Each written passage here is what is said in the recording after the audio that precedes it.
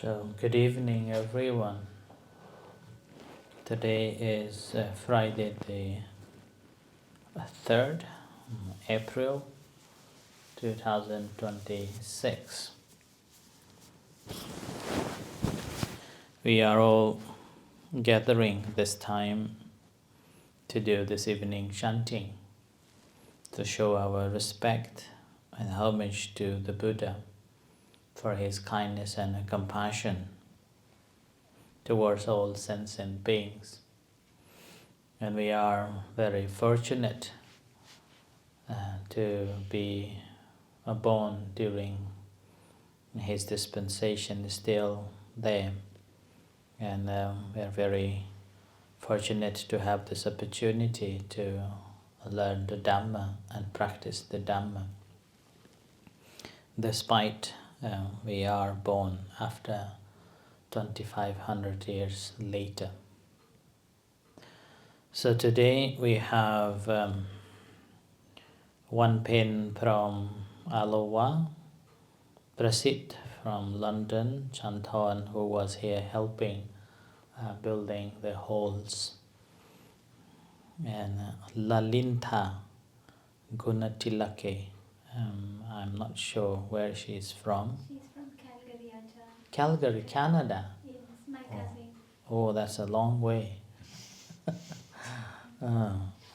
And Nelly Sylvester from London, and we have Karen Carling from London. So we are all. Oh, Karen, sorry, today I just caught up with the teaching novice and then followed after teaching the Dhamma. So I didn't go on live. Karen is saying that has to join the Dhamma study group. So sorry, today no live. We did study since 5 o'clock. So we studied 5 o'clock. What did we study? About the Kamma. So, and then after that, straight away, without any breaks, move on to the adult class. So I did not record that. Maybe we have to recap it again next week.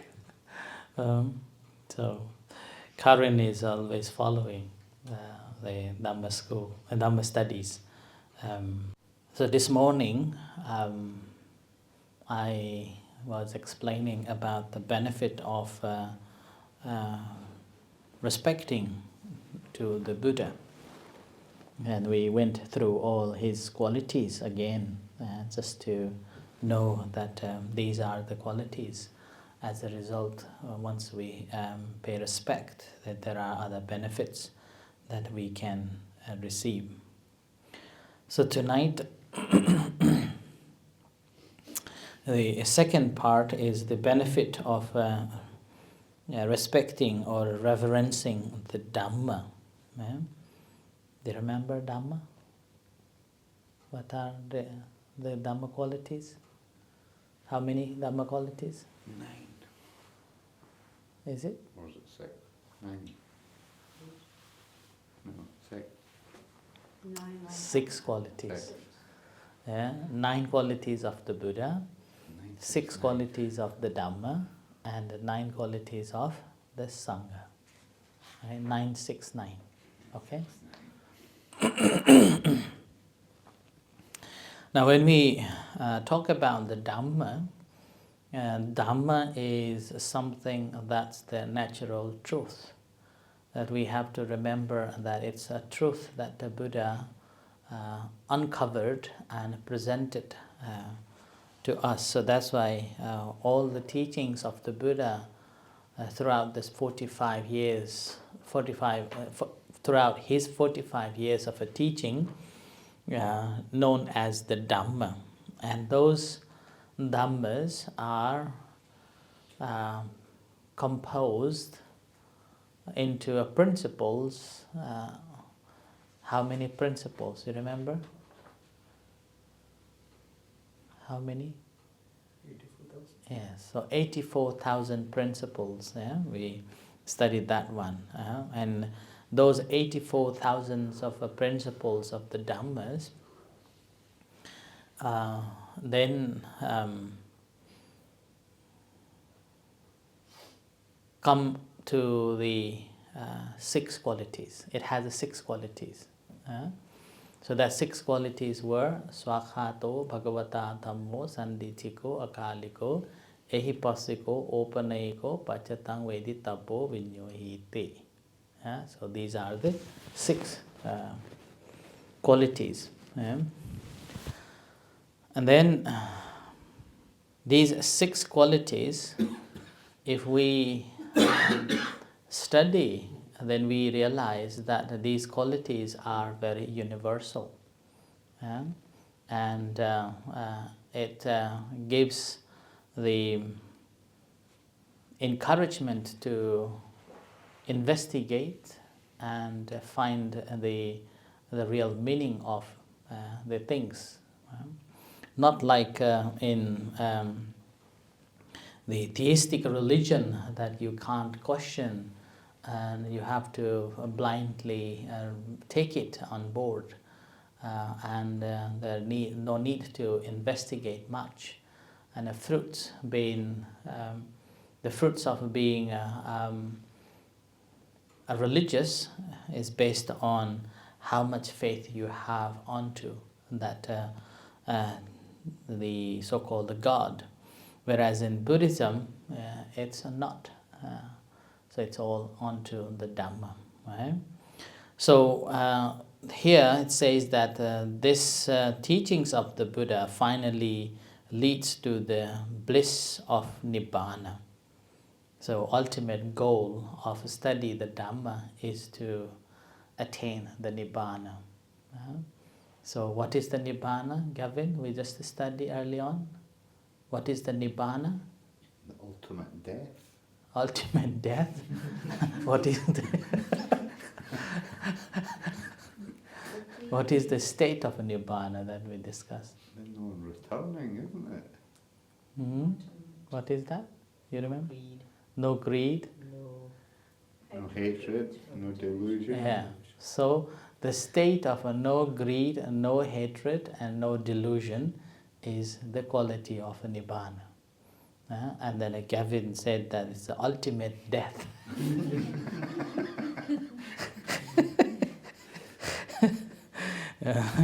So that's the Nibbana is the goal.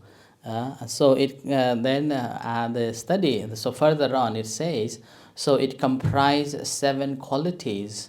Among 7 qualities, they are swakhato, well taught, systematically and clearly. So which means that once we study the Dhamma, then it has a benefit, 3 benefits, which we normally chant in the morning section as well. That there is a good in the beginning, good in the middle, good in the ultimate. So these are the qualities that we will have clearly, And then there is a well expounded in terms of the grammar and the rules, and then it's a poetry. The Dhamma is so easy to remember, poetic. And then also it explained in a meaning in its essence and aims and methods. So all the Buddha's teachings, it has deep meanings, it has a purpose, and then how to practice. And then the fullness of exposition in all aspects. Then the 7th one is a clear-cut method to attain the goal of a purity and a liberation in well-defined terms with emphasis on the practice of a good life and freedom. So that's the qualities of the Buddha. It's the qualities of the Dhamma that benefit of it. And then these 7 benefits of the Dhamma can bring not only the faith, also realization of the truth.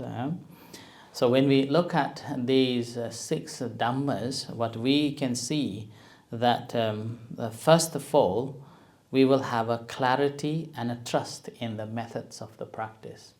So whoever comes to practice, it has a clear-cut methods how to practice. And then there is another sanditiko, which is the practice. Once you practice, you will get the result now and then. So here and now.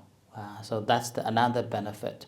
Not like you have to wait for die and then wait for judgment day, and then after that, oh, all life what you have done was wrong and now you go to the hell. So after waiting for many 100 years of a life, then finally you are told that what you have done is bad. So which is not like that. In Buddhism, Sanditiko is like once we have studied, then we know exactly the result now and then, here and now. And then another quality, that's akaliko. What does it mean, akaliko? Timeless. Yeah. So here the timeless basically is signifying that whoever practices diligently, patiently, that person will attain the result in no time. And also it also suggests that urgency, that we have to do it before the date comes, because we do not know when it is coming to be. And then another is ehipassiko. Ehipassiko is, what does it mean, ehipassiko? Encouraging investigation? Yeah, encouraging investigation. So that is again, it's intellectual freedom is there. So intellectual freedom. And there is openness there. It's not like, oh, you should not ask. If you ask, you will go to hell, like that. So here it's like, it's open. You can ask at any time. So that's the benefit of learning the Dhamma. And then another one is open ego. You remember? What does it mean? Open ego? Leading onwards. Leading onwards. So you are the leader. So basically it's a self-reliance. You rely on your own practice, not anybody. I cannot practice for you. It's like I cannot eat for you, and then your hunger will go away. So that's the open ego. And then another one. So I think this is the open ego is another very important Dhamma that really teaches us that if we genuinely practice, we will be the one who is getting the result. And we don't have to wait for anybody to confirm. That's why when we meditate, after meditation for some times, we know exactly how peaceful it is, how calm it is. And then after studying sometimes, we do understand that, oh, this is the wonderful thing. Like myself, when I studied the Dhamma, before that, I didn't know anything. I was like a normal people, going around in the different temples to pay respect and asking for forgiveness or asking for blessings, and then had a fear of that. Like whenever exam comes, then go to the goddess of education, offering danas, flowers and incense, lighting the candles, and hoping that this goddess of education will give me an A. Bribery. Bribery. Saraswati. Bribery, like that. And that doesn't work.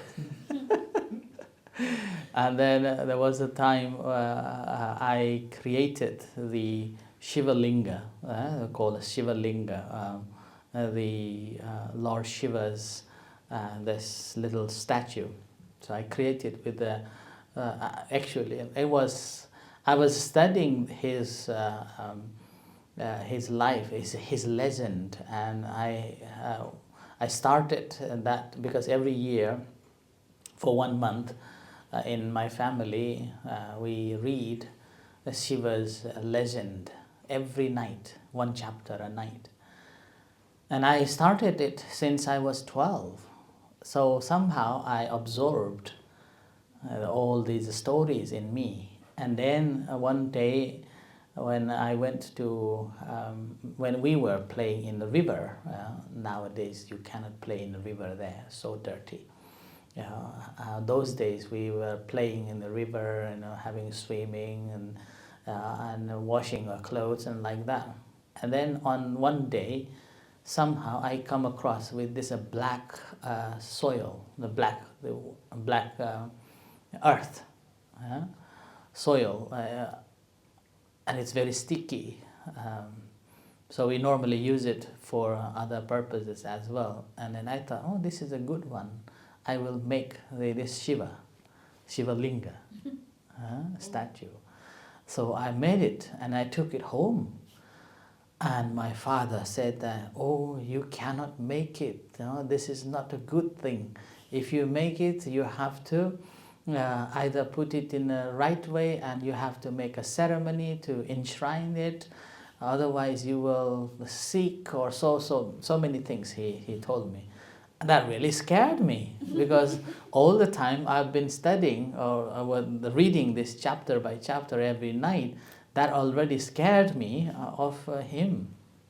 Now, then I said, okay, I will destroy. And he said, no, you can't destroy. If you want to destroy, pour water until it disappears. So I had to carry a lot of water until this disappeared. Like that.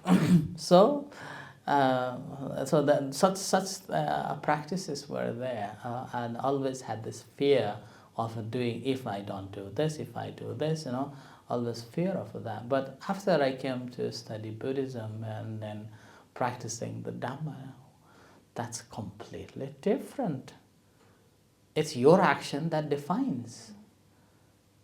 And it's your action that makes you happy or unhappy.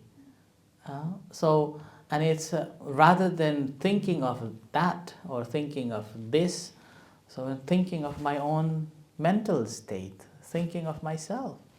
So it's more of like a returning back to my own consciences.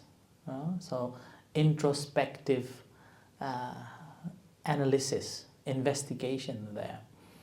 So with that, I feel more comfortable in this, the Dhamma.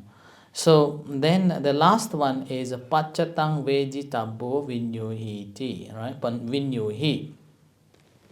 So here again, Pachatang Vejitabbo Vinyuhi. Here means the Vinyuhi is the wise one, right? Pachatang, individual. Vejitabbo means understanding. So here basically saying that we empowerment of ourselves, intellectual empowerment by ourselves, that we realize ourselves, the practice. So that's why these are the benefit of the practicing the Dhamma. And further on, there are once we practice, they say, practicing, see the quick results of the Dhamma in their life when Magga is followed diligently, and after Maggacitta, there immediately follows the Phalacitra, so the Dhamma is well known. That's why it is called Akaliko. So when we study, we know the path, and well trodden on that path, then that leads to the result. So result. And there is no mystery in the Dhamma. There is no mystery in this teaching. So that's why this is also a benefit. It's a liberal there, and then it's a very liberal. Anyone can study and find out the path. So if a person studies and keeps the Buddha Dhamma in their heart, real peace of a mind, real happiness appear realistically. So their behavior in thought, word and a deed becomes more cultured, more civilized and blameless. So anyone can study and practice the Buddha Dhamma and have true realization in experience.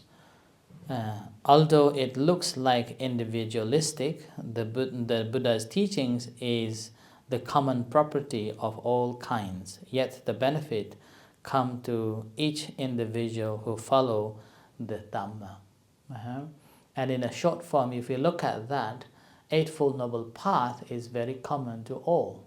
It starts from having to have the right understanding. Once we have the right understanding, our thought becomes in line with the Dhamma, that is, be right thought. Once we have the right thought, then our speech becomes right. There won't be a gossips, or there won't be a backbiting, or there won't be a speaking which is not true. There won't be any cunnings or something. And then our physical actions also becomes right. With that, because of having a right understanding and a right thought, the way we live our life also becomes correct, in line with it. And all the efforts and our mindfulness and concentration also becomes right. So it starts from having the right understanding. And that's why all the benefit will follows, and it will only gives us happiness and a peace in this life.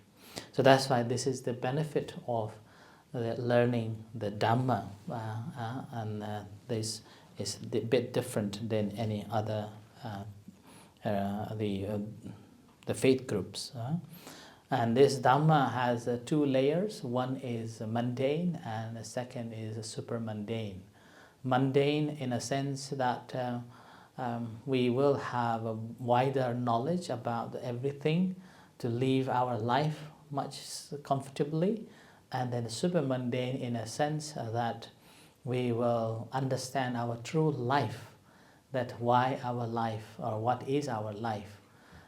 So we will understand that our life is just one of the many lifetimes or on the journey to get the enlightenment, and we should not be holding that this is the only life, and should not take that my life is for eternal. And with that we understand, we further are getting more understanding that everything is changing, and it brings a suffering and it's a non-self. Nothing should be attached to. So that's the super mundane, or it's called ultimate truth. And that ultimate truth is to attain the unconditioned state, and that unconditioned state is the Nibbana. Right? So I stop here to do the further evening chanting. So with this, I hope that you have further understanding of the benefit of practicing or paying respect to the Dhamma.